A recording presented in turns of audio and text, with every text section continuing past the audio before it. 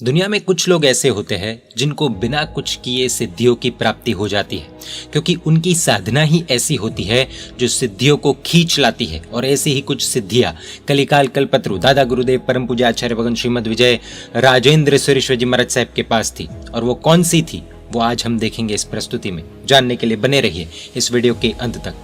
दादा गुरुदेव श्रीमद विजय राजेंद्र सुरेश्वर जी महाराज साहब एक प्रहर नींद को दूर करके मध्य रात्रि में अनुप्रेक्षा, ध्यान, चिंतन आदि में लीन रहते थे।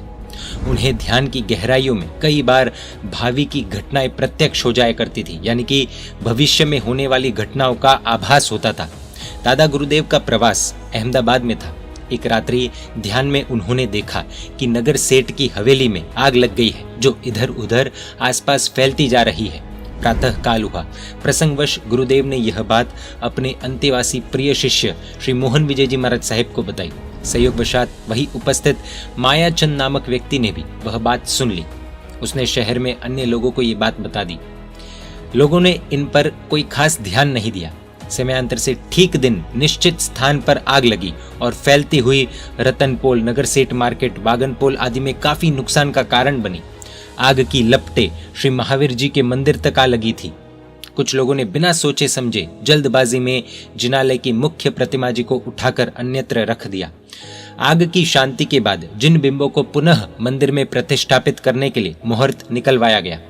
किसी श्रावक ने दादा गुरुदेव से भी मुहूर्त पर जानकारी चाही। तब दादा गुरुदेव ने जो समय डिसाइड किया गया था उसमें आवश्यक परिवर्तन करने का निर्देश दिया, क्योंकि उनके अनुसार निकाला गया मुहूर्त उपयुक्त नहीं था। उन्होंने ये कहा, आसमान धुएं से भरा नजर आ रहा है, अनिष्ट की संभावना है, अतः मुहूर्त परिवर्तन किया जाए। कई उतावले और अर्धविश्वासी लोगों ने इस बात पर ध्यान नहीं दिया और पहले निर्धारित किए हुए मुहूर्त पर ही मूर्ति जी की स्थापना कर डाली। कुछ समय बाद ही पुनः वहां अग्नि का उत्पात हुआ और इससे काफी नुकसान हो गया। 6 महीने के अंतराल में ही स्थापना कराने वाले यजमान सेठ की अकाल मृत्यु हो गई। ये सब हो जाने पर लोगों को दादा गुरुदेव की भविष्यवाणी और उनके मुहूर्त संबंधित गूढ़ ज्ञान का बोध हुआ।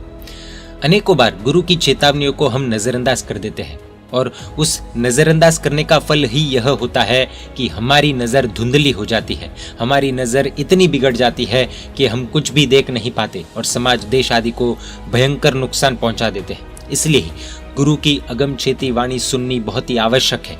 गुरु की आज्ञा को उत्थापना स्वमस्तक उत्थापने जैसा है। सर कटवाना हो तो गुरु की आज्ञा को काटना चाहिए।